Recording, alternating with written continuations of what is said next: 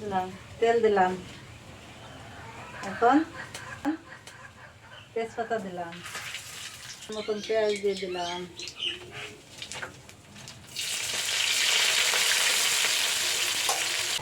লাল লাল colour হয়ে গেল। এখন আদা বাটা, রসুন বাটা, জিরে, লঙ্কা এগুলো বাটা দিয়ে দিলাম।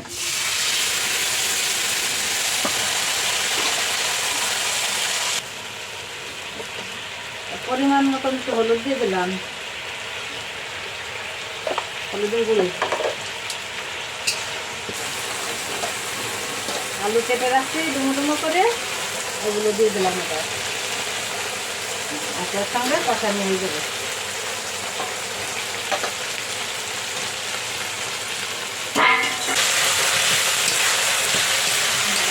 এখন কষা কষা হয়ে আসছে, কষাতে যাবে, তেলটা ছেড়ে দেবে, সুন্দর কষা হয়ে যাবে।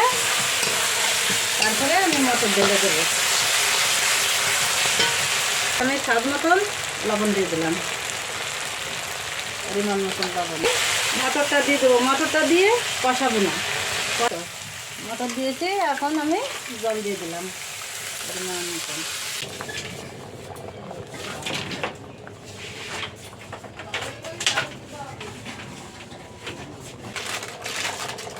এবার আমি স্বাদ মতন কস্তুরি মেথি দেবো,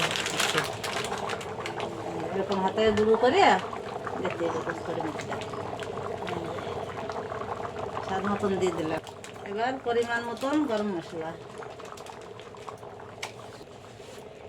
আর একটু সর্ষের তেল।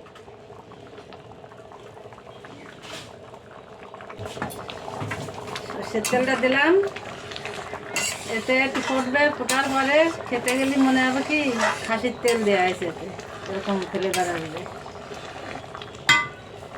ঘুনিটা মনে হবে খাসির তেল দিয়ে রান্না আছে।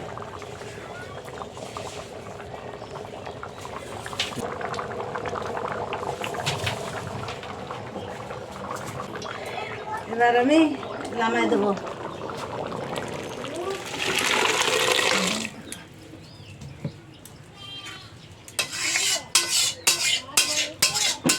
নামাই দিলাম,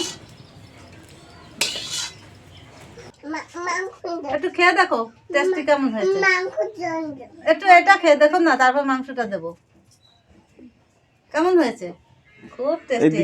এই দিকটা কি বলো? ওই যে ওই দিকটা দাও। কেমন রান্নাটা কেমন হয়েছে? বিশাল, বাহ। আমি একটু খেয়ে দেখি। হ্যাঁ, বাহ, সুন্দর হয়েছে।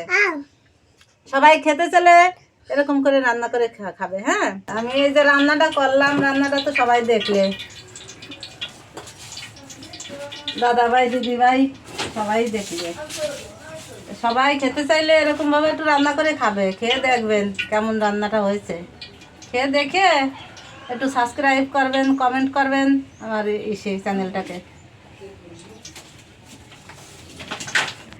সবাই ভালো থাকবেন, দেখা হচ্ছে পরে কোনো ভিডিওতে, আবার দেখা হবে। Bye bye.